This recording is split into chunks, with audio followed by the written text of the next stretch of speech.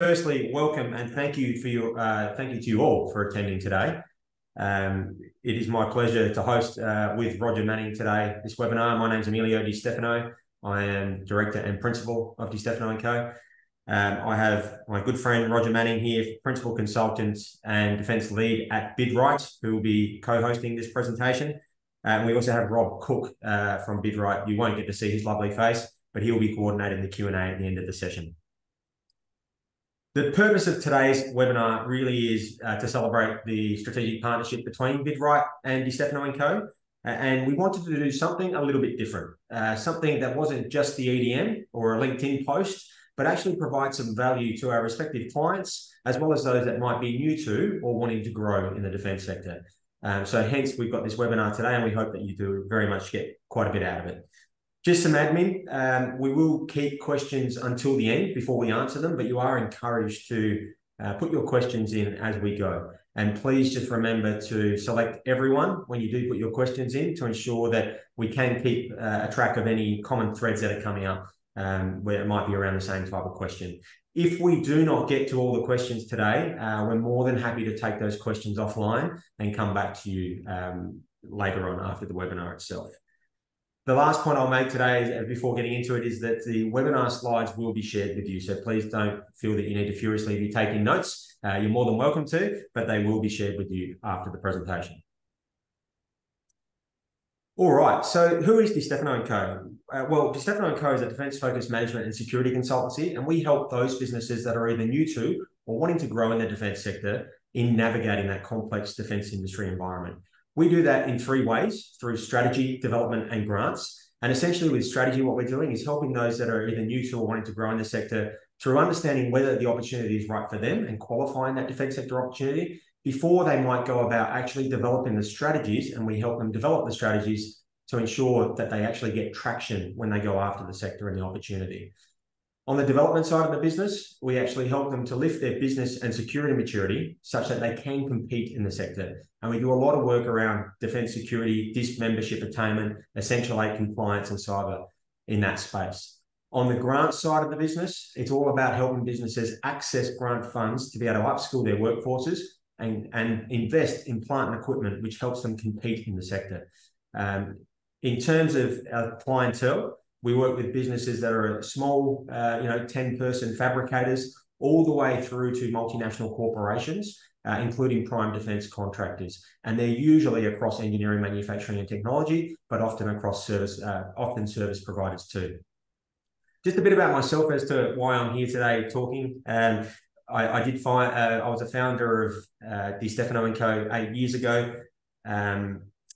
But I've got 18 years defence experience. So 18 years in the sector, working as an engineer to begin with in electronic warfare for the likes of BAE Systems and Tenix Defence, before moving into an SME and actually working out what it's like to actually supply into the primes and provide services. So we were a heavy engineering workshop with about 70-odd staff, providing to the likes of ASC on the Collins-class submarine program.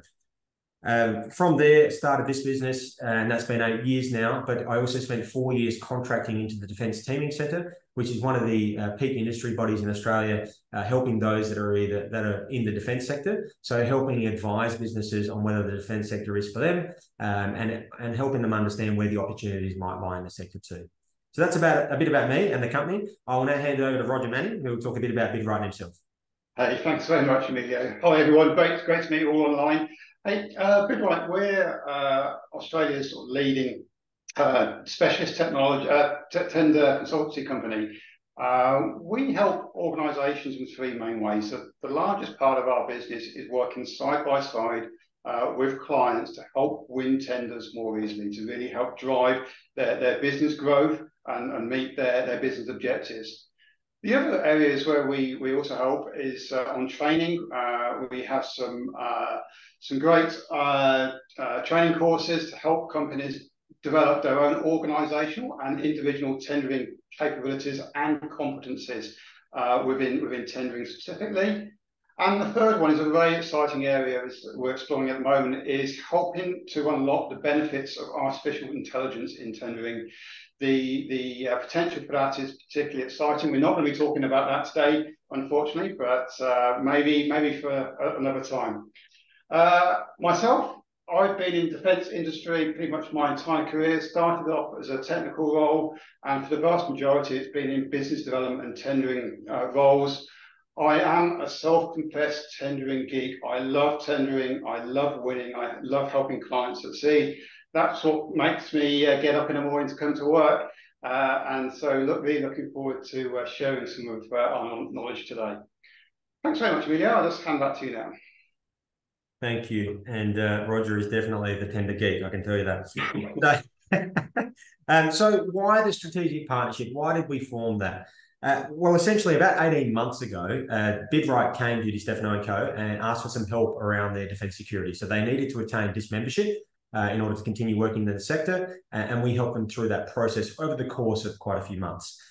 Through that process, we learned pretty quickly that BidWrite were not only proactive and easy to work with, but they were a fantastic organisation in terms of value alignment. Very much they're the type of organisation that puts their clients and their clients' results first, and that very much aligns with the way that we do business. So we saw an opportunity, given that we do offer very complementary services and we don't really compete in any way. We saw an opportunity to really offer something up that wasn't there on our own to our clients. And so where Stefano & Co. provides a lot of the strategy and pre-positioning work for our clients, and we provide that maturity uplift in terms of business and security maturity, we were never able to provide that final crucial piece of the puzzle. We weren't able to help our clients actually win the work itself. We could help them get to the RFQ and the RFT, but we weren't able to support them in actually developing a compelling bid response or tender response, which is exactly what BidWrite bring to the table. And they also bring the education and training such that their clients can actually learn to do a lot of this stuff themselves. So we thought that was a great mix, and together we can actually help these businesses capture that defence sector opportunity and capture and turn it into defence sector revenues, which is what it's all about. So why all the interest in defence? Well, it's no surprise really when you hear $270 billion in the headlines, people get interested. And that's the amount that defence has committed to deliver on its acquisition ambitions described in the 2016 white paper. And that was something that, that number's been bandied around a lot. It's actually going to be revised and probably higher given the more recent Defence Strategic Review. But that's a number that has been committed to. So those funds are not just being talked about, they are committed to. And that's also in the 2020 Defence Strategic Update. And if we consider that is just the acquisition budget, that is the budget for defence to go and buy new capability. That is to go and buy new weapons systems, new platforms such as new warships and that type of thing. It's nothing to do with the actual sustainment of those same platforms. It's nothing to do with the operational budget of the ADF either. So it is quite significant. And if we consider the sustainment budget and the acquisition budget, we're actually talking about $535 billion being committed out to the end of the decade. So quite significant. And for those that are willing to actually play the long game and invest in the sector, there can be quite immense benefits. And they include long-term consistent contracts, high margin work, and the opportunity to realize significant growth. And one of the ones that's probably not mentioned on here is that we often get clients coming to us because of the diversification that it can offer. So it might be a company that's heavily involved in mining and they want to diversify their revenue so they don't have all their eggs in that mining basket or that oil and gas basket. So it provides a great opportunity for that. This is a quick graph I thought I'd pull out from the 2020 Defence Strategic Update. And all I really want you to take from this is that the defence budget is growing. And as I said earlier, that is going to get bigger and there's going to be more expenditure. So this excludes AUKUS in terms of the new submarine project. I think there's only about $9 billion within this 270 they talk about for the acquisition budget in this current graph here.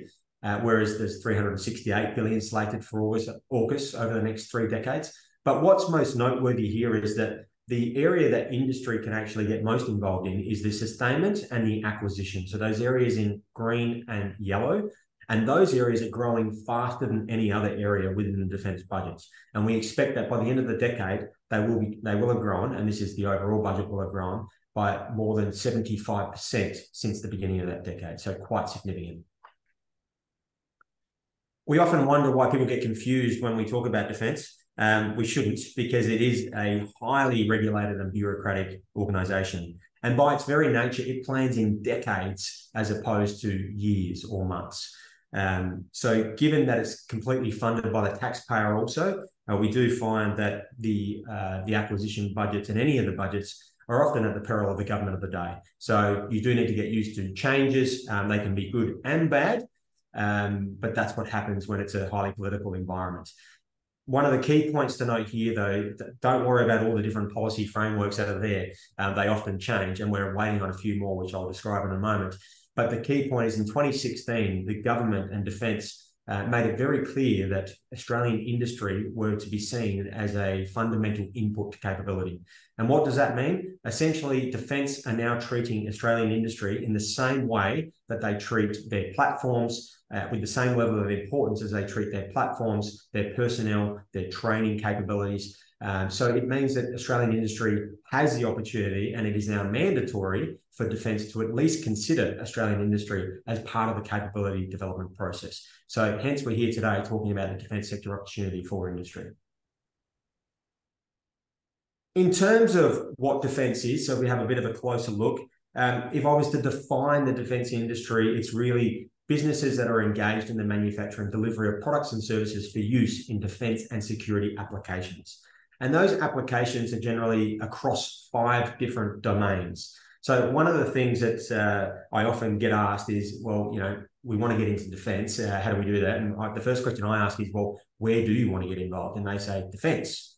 But unfortunately, it's broader. Defence is quite broad. So depending on where you play in one of those 5 domains or more, and they are air, land, maritime, sometimes known as sea, space, and cyber, it can require a very different strategy in order to break into those markets. And the reason for that is, for example, if you're wanting to provide parts or machine parts for the Joint Strike Fighter program in the aerospace sector, there are very stringent quality controls and other security controls. That could be ITAR controls and all sorts. That may not be the case in other domains, such as land, for example, and the tolerances wouldn't be quite as tight there. So all I'm getting at here is that depending on which domain your existing capability is best suited to, or you might be willing to invest in new capability, then it can mean a very different strategy. And so the different domains are quite necessitate different things. One thing that's not talked about enough there, sorry, Rodger, is the defence estate and infrastructure. And that is really an enabler to all of those domains I just mentioned. And the reason I mention that is that there's a lot of money that's put into defence estate and infrastructure. And without it, the rest of the domains just couldn't operate as they do. So it's often one that flies under the radar, so to say. And it's an area that it's an area that we often recommend our clients have a good look at, because it provides quite sustainable revenue streams, and it's not as up and down as you find some of the major acquisition projects might be.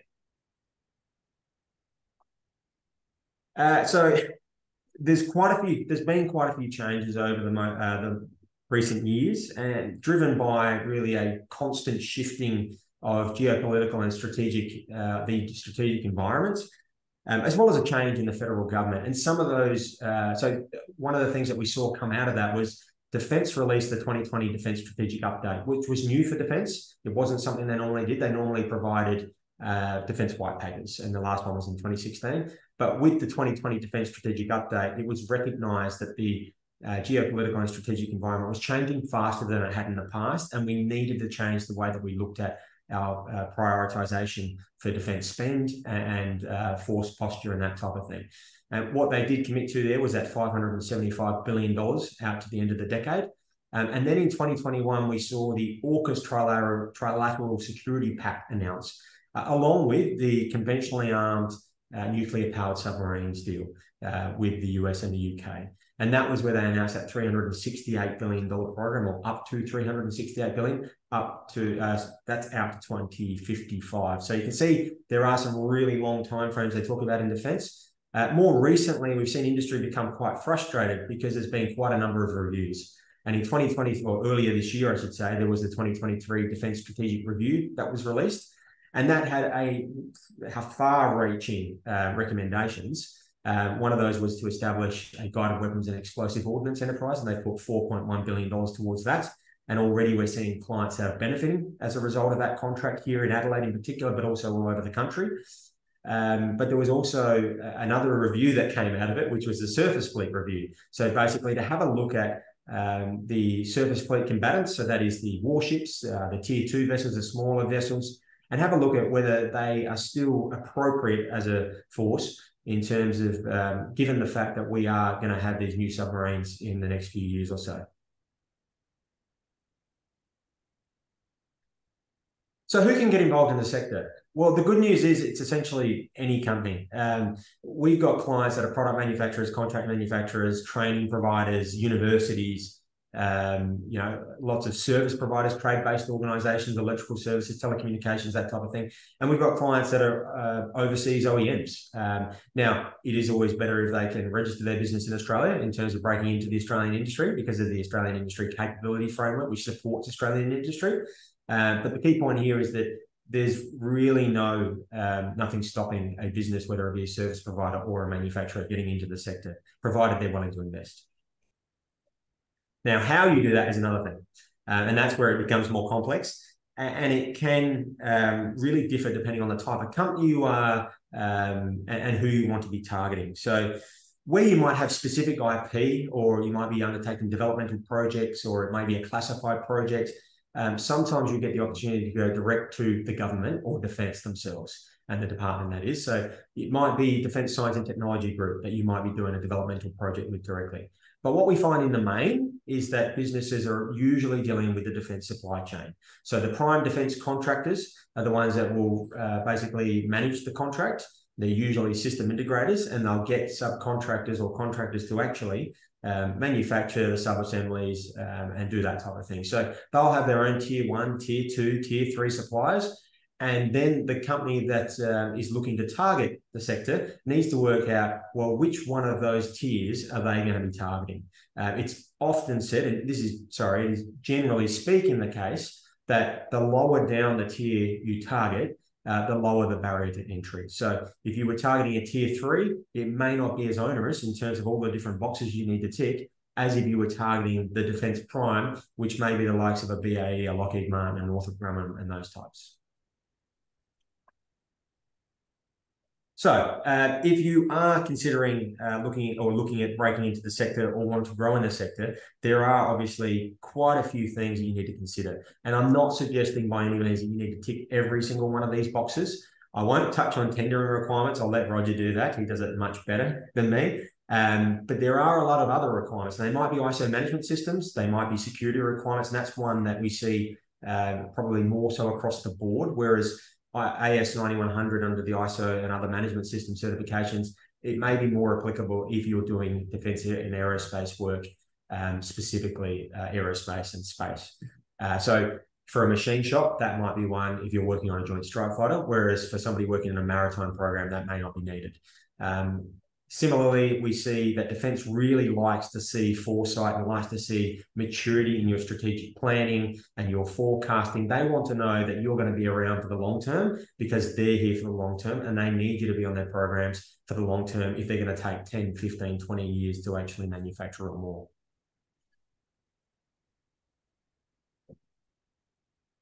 And I should just say on that last slide, what's most important, you don't need to tick all those boxes straight up. What's most important is that you have a plan. Defence want to see that you have a bit of a roadmap and that you've got investment plans in place such that, over time you will get there. They like to see that continuous improvement.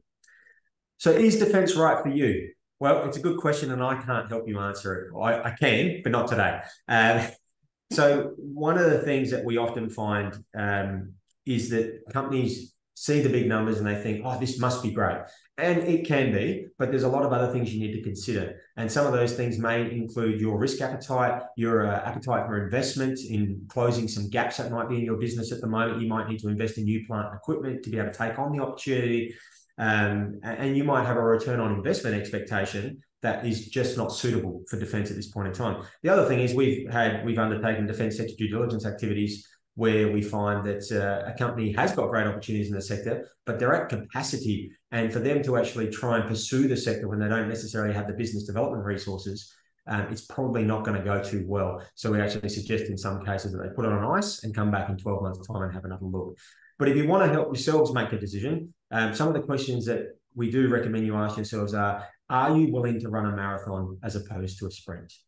Defence is absolutely strategic in its procurement, and some of these procurements can go over many years or decades. And because of that, it does mean that it takes a long time to make decisions, and you need to prepare yourself for that marathon and be able to run that marathon.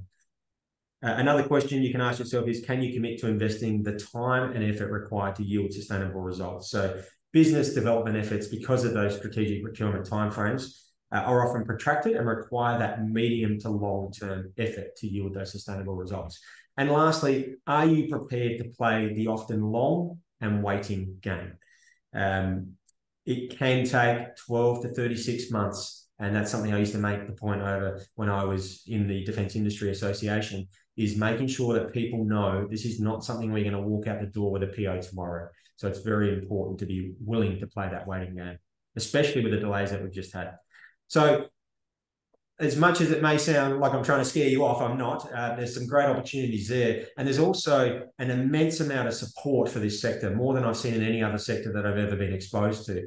So we've got industry associations, member organisations, state and federal government agencies that are there to support you through the maze or navigate that defence sector environment.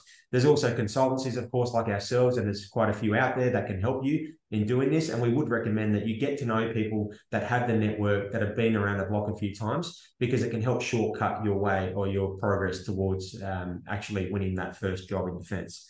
This is just a snapshot of some of those agencies or organisations that are out there. And the key point is here, you've got, if you're an SME or even if you're not, these days you've got limited time and capacity.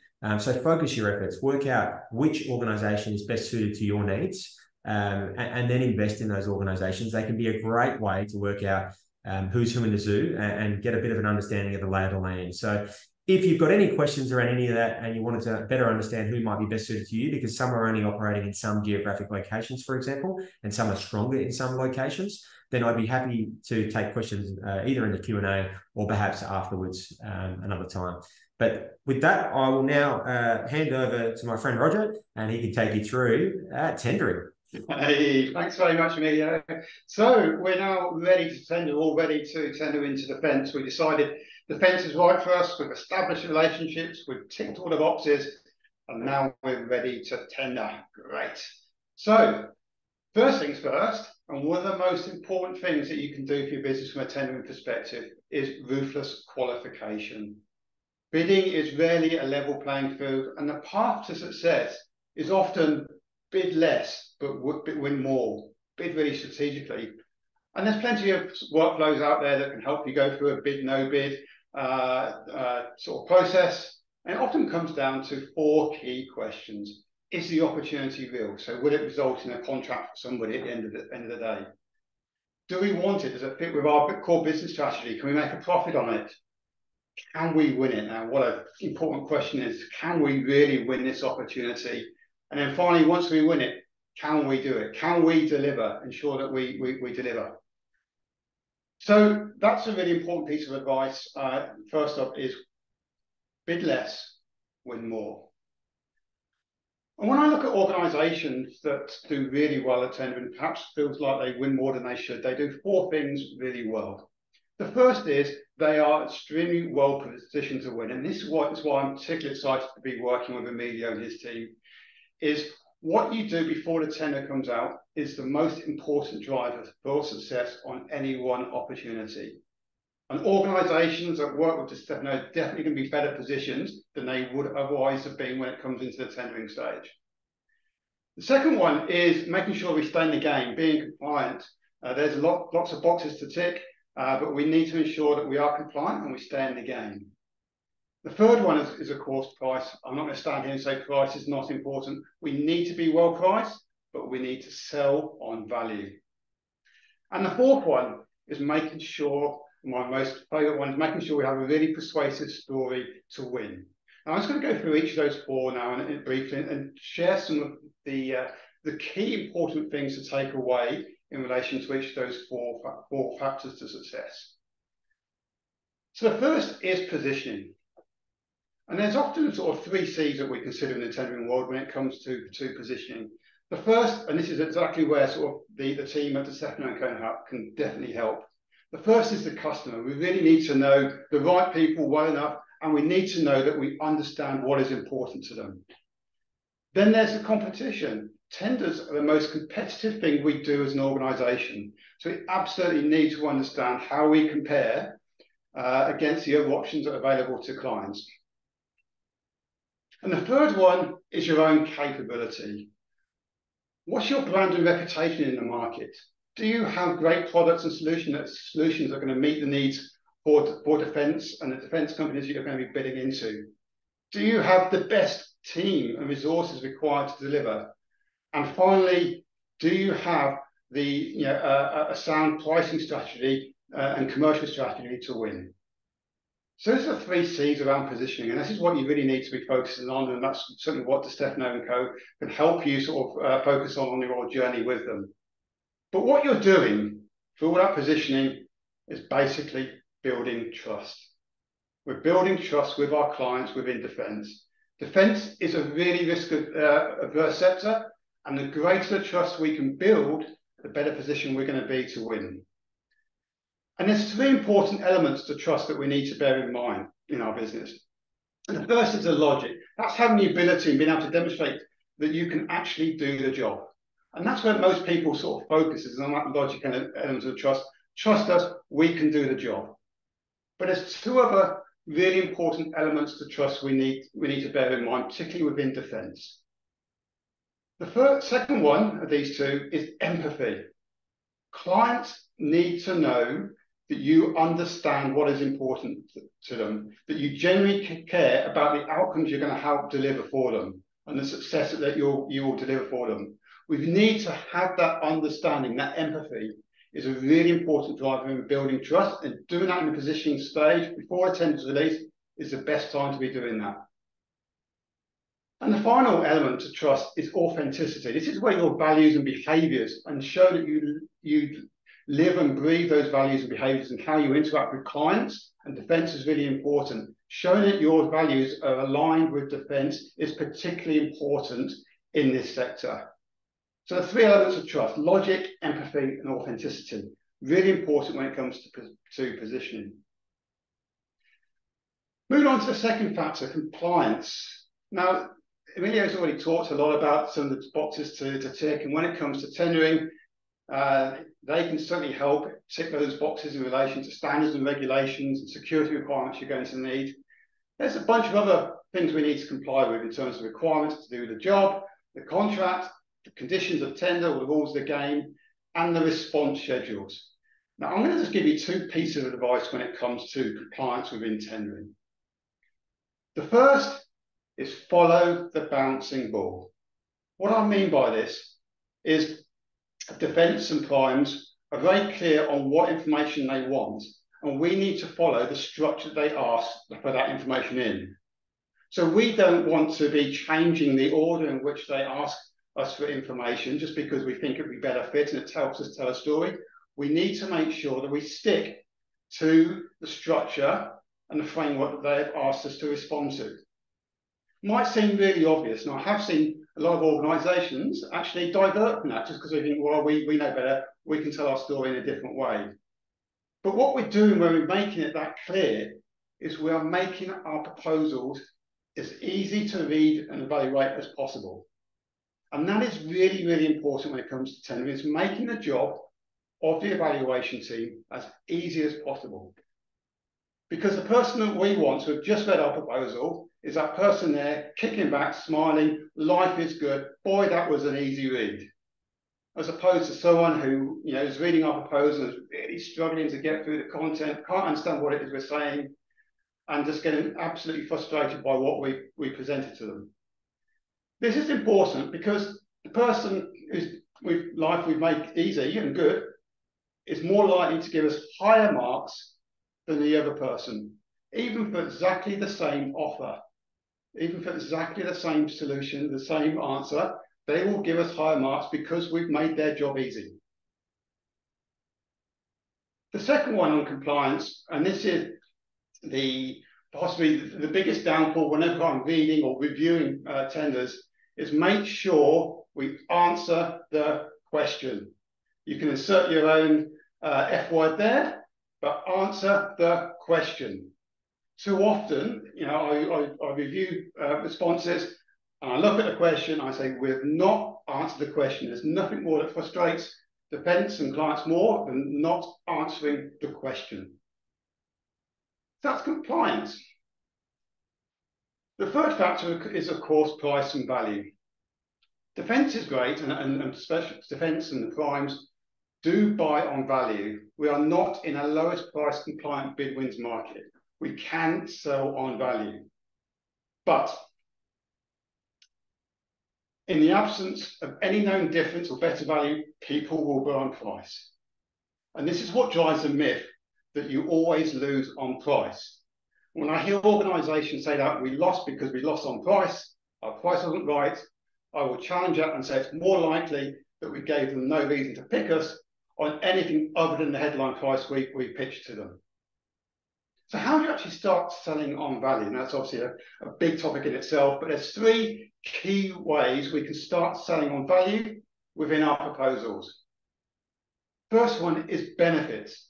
Benefits imply value. So make sure you describe the benefits of the solution. This is answering the so what question. We've pitched what our solution, this means that you can do this. This will deliver this outcome. Make sure that you link your solution to benefits from a client perspective. The second one is to make sure that we quantify as much as we can and be as specific as we can in our proposals.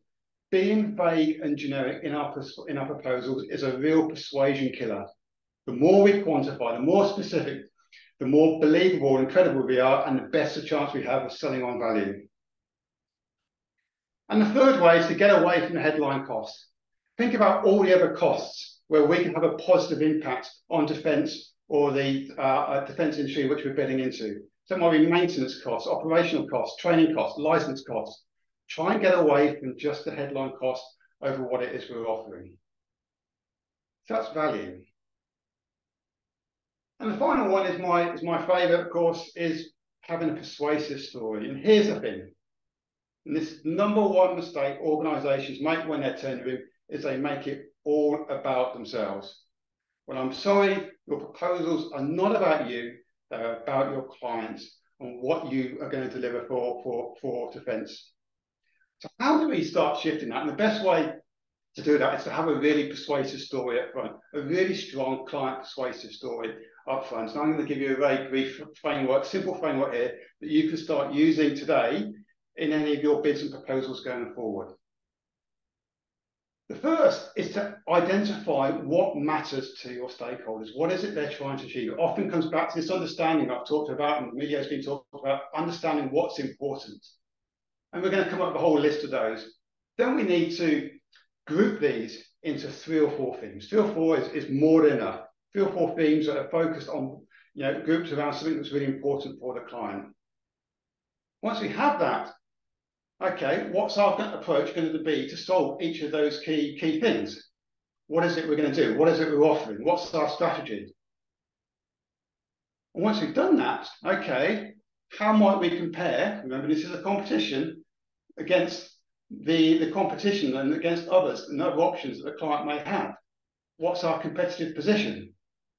And this will help us understand ways we can differentiate ourselves in ways that matter to our key defence client stakeholders. Once we've got all of that, we will then likely create 3 or 4 sort of targeted strategy statements that support each theme. And then we reiterate, we test and refine. And the best places to do this is in a workshop, brainstorming activity. But what we get out of this is a really strong framework for a strong client persuasive story that will likely provide a framework for the executive summary for your submission. The other thing in terms of persuasive story is presentation matters. Defence and defence industry typically tell you very rigid on what they want, not how they want it presented. So this gives you complete freedom in page design, page layout, including margins, heading styles, use of colour, having attractive headers and footers. We do not need to be presenting our clients with page after page of text like this, because they're as likely to be motivated to read it as you are, but we have great freedom in how we present, which is fantastic from a tendering perspective. And then finally, I would urge you to avoid classic proposal speak. What I mean by this is things like fluff. People think we just need to fluff up our document. We need to talk about world-leading, world-class, best in breed. Those are all just words that are completely meaningless to a client and mean nothing. They do not help you win. We need to get rid of the guff. So we need to make our responses as concise as possible, get rid of all the redundancy, and only provide information that's absolutely relevant to the evaluation team. Tendering in defence is often very technical, but we need to be mindful in trying to minimise the amount of geek or overly technical language in our proposals, because we're not writing all the time to our peers. If they don't understand it first time, then we failed. It is unlikely that any evaluator is going to give you the opportunity of reading your proposals for a second time. And the fourth one is weasel. We need to, defence industry, they absolutely want to know that you are committed. So we need to sort of get rid of all that vague sort of non-committal language around maybe we could do this, we could do that, we might do this. So avoid fluff, guff, geek, and weasel. So those are four some bits of advice around the four key factors for success. I'd just like to conclude our session before we open it up to questions, and please start thinking about those questions. It's just just to remind ourselves why I'm particularly excited about our relationship with Stefano and Co. Their services around strategy development grants in the defence sector absolutely essential for helping clients position themselves for success going in towards the tendering, and that's where we would then love to pick up from the great groundwork that they've done, and together really deliver great success and great outcomes for our clients and defence industry here in Australia.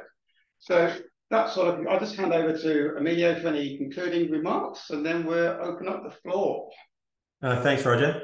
No, I just want to say, look, the reason I'm excited about it is, we can do all of the groundwork we want, but if our clients get to the point where they get the RFT or the RFQ and they can't respond in a compelling way and they don't win the work, at the end of the day, we don't look great either. So I really do see, as much as it's cliche, I see you guys bringing the missing piece of the puzzle to the table, but I also see it as a win-win-win, a win for both of our organisations and our clients, most importantly. Because they're going to be more likely to go back to the defence sector and become a defence sector player over the long term. So I see it as a fantastic fit. Fantastic. And so, and just a reminder, we will be sending out a copy of all the slides to everybody that registered and joined, and I believe we'll be sending a link to the video for you to share with your colleagues. So, Rob, are you able to facilitate our questions? Sure. Well, thanks for attending, folks. My name's Rob Cook, and I've thrown a third accent into the mix here today. You may wonder what the logo is that side. That's the logo of our training division, the Bid Academy.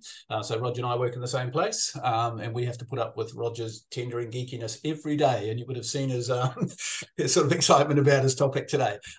So I just realised too also that for reasons of commercial sensitivity, people may not wanted to have put questions into everyone. So if you do have a burning question, you could address it to the panelists and the hosts rather than everyone, and that means only I'll see it and I'll get names out of it. So we do have a single question, so you've either done a fantastic job or we've got a tough crowd here today, one of the two. But I won't mention the person asking it in case there is commercial sensitivity around it. But the question is, and I think it's for Rodger, really, does BidWrite assist with writing bids for the health and well-being of employees within defence, or are your tenders mainly around manufacturing and equipment? So good question. We help on any type of defence tender. So it's not just around manufacturing equipment and capability. Absolutely is around services, around innovation, around research. We're tendering experts. Our clients are their their own industry experts, their own subject matter experts, and the two working together. That's when you get great magic. So we are tendering experts. We don't specialise in any particular part of defence. We just help, particularly any opportunity within defence more broadly. So whoever that is, please feel free to reach out. We do have our contact details here as we go into the Q&A session. So please don't be shy in reaching out to us. Great. Okay, thanks. And that's prompted a few more questions. But just before we move on, Emilio, the same would apply, I'm assuming, for your organisation? You don't have just particular types of industries that come to you? No, I mean, we work with a lot of clients that are quite diverse in terms of the sectors they play in, but they tend to come to us for the defence sector expertise. So they might be a manufacturer, they may be a service provider, they may be a multinational or prime. They often come to us for different reasons, but it's always for knowledge around the defence sector. Great. Okay, thank you. Okay, we've got 3 more questions just popped in, so this is fantastic. First question, are there more detailed workshops available for writing bids? There definitely is. And we've recently launched a certified bid writer program, which is a 10-week program specifically designed at developing competency within bid writing. So absolutely would be delighted to provide some more detail on that, Charlotte.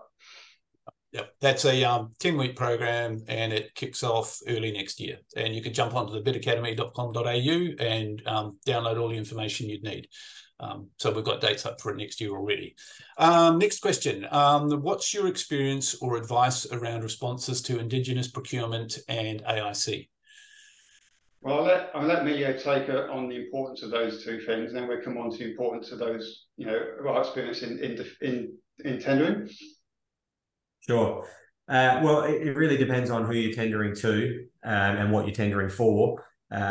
Certain organisations, certain primes within certain regions even will have different requirements for Indigenous procurement and AIC. What I can say is that the government and the Commonwealth of Australia, that is, as well as the Department of Defence, are very keen to increase Indigenous procurement. I know a lot of the prime defence contractors have specific programs in place to support the uptake of Indigenous procurement and support the development of more businesses that are Indigenous owned or of Indigenous heritage.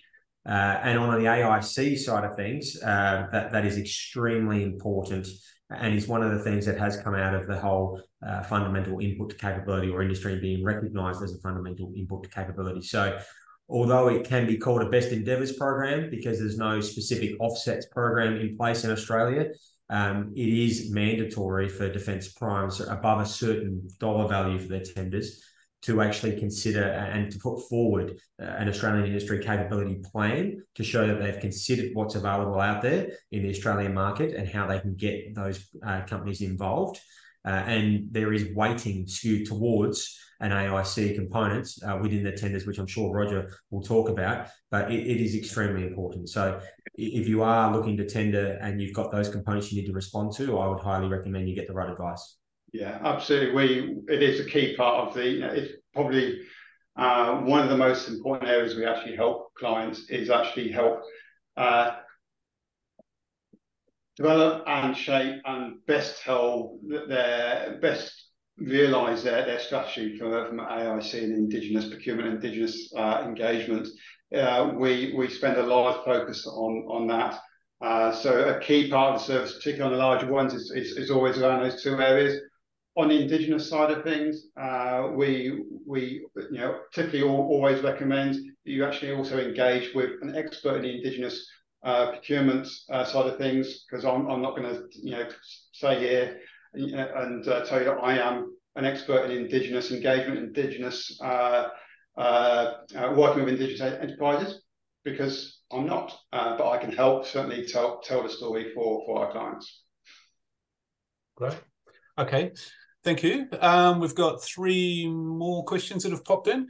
Does BidWrite provide any support or webinars on the specifics of as DevCon contracting and the negotiating of contracts within defence? So our speciality is around the Oz DevCon framework from a response perspective. We do a lot of training and coaching on how to respond effectively in the Oz DevCon environment. We do have a couple of trusted associates, if you like, on the commercial side of things that we can point organisations to in terms of needing any sort of commercial support in relation to OSDEF contracts. So if we can't provide the knowledge and expertise, we can link people up with that expertise. Okay, great, thank you. A couple more here. What channels are best to approach regarding available tenders and possible bespoke product requirements? You want to take that one, Emilio, or? I can have a go at it. I mean, there's multiple channels that are out there, including OzTender and ICN are a good one. And some of the, so for example, some of the primes will have their own tender portals too, or pre-qualification portals and supplier portals where they'll communicate with you that way. So there's not a specific answer, unfortunately, but if you're not on OzTender and ICN, I'd highly recommend you do have a look at those two in particular, because for defence, they're two of the big ones. Yeah. Yeah, absolutely. And the one thing I would ask is it's not a strategy to sit by and wait for the opportunity to appear in the ICN gateway or on OzTender, because by then it's too late and you've not done the work you need to do beforehand to give yourself the best possible chance of success. Yeah, right. Yeah, I mean, there's the old saying in our game that if you didn't know that the tender was going to be published, you're probably not going to win it. You know, so, okay, a couple more have popped in. How is it best to demonstrate experience when you don't have experience having completed defence projects? Great question. Basically, you've just got to draw similarity. You've got to show the relevance of your experience and the benefit of that experience or that capabilities you have. So, you know, you may need some help in terms of being able to make those links. But absolutely, that's the way to do it. You know, whilst we've not worked in defence, we've worked in these similar projects, these similar services, and the benefit of this experience in relation to why it's relevant for the context now is this, and this. So the best way to do it is through that, or to partner with organisations that do have that experience and can bring that to the table for you in your proposals. Yeah, I'd just add to that one. I'd say, as you said, around if there are similar experiences. So if you can draw, if you can reference other industries that you might have worked in that are highly regulated, such as oil and gas or mining, and those that require high quality. Rail is a great one for defence if you've done work in the rail sector in particular, because they have very stringent requirements. Then that's often a good way to do it. Defence primes like to see that you've taken on some projects of scale. And if you do have scale and a breadth of capability, that is very much something they'll be interested in. And then management systems and certifications to show that you have those certifications in place.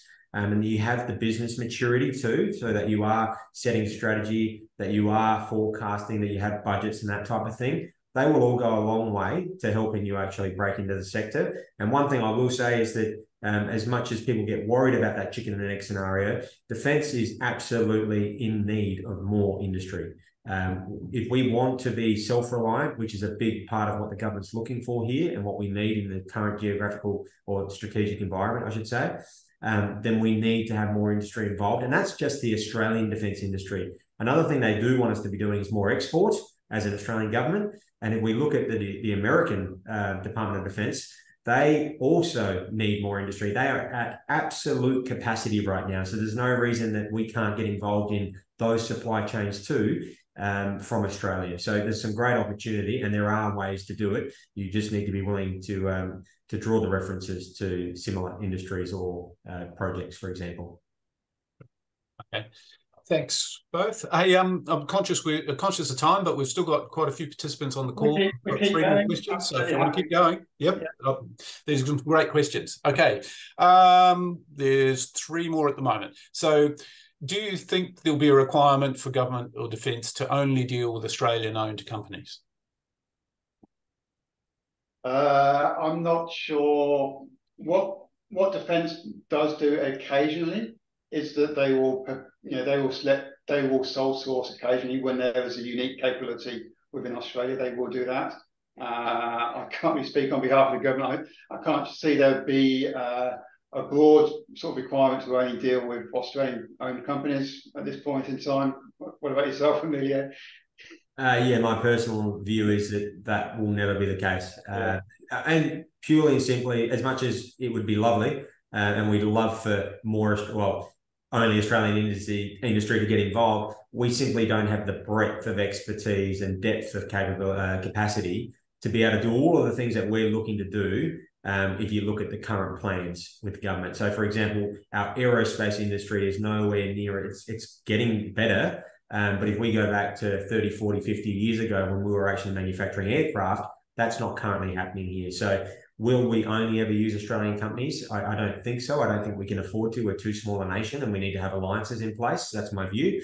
But I'd love to see the government actually supporting Australian industry more so that we can bring back some of the things that we have lost over the last few decades. Yeah. Great. Okay. A good frank answer from both. Thank you. Okay, another one. Could you please, and I think this is for both actually, can you please give examples of businesses you've helped in terms of their size, turnover size? So I guess that's a question about the range. Yeah. So we work with organisations from small family-owned businesses right up to large defence primes. In terms of, I guess the easiest way to answer that question is from a tender size perspective. There's often an investment ratio that's talked about in relation to any specific tendering opportunity. Organisations that are bidding really strategically typically need to look at an investment of between around about 0.5% to 1.5–2% of the contract value.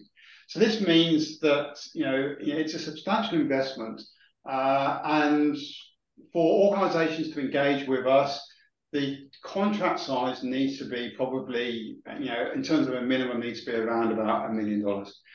For those that are tendering for contracts below that value, then the best options is to, and we can absolutely do this, is help develop competency within your own organisation through some of the training programs that we have on offer.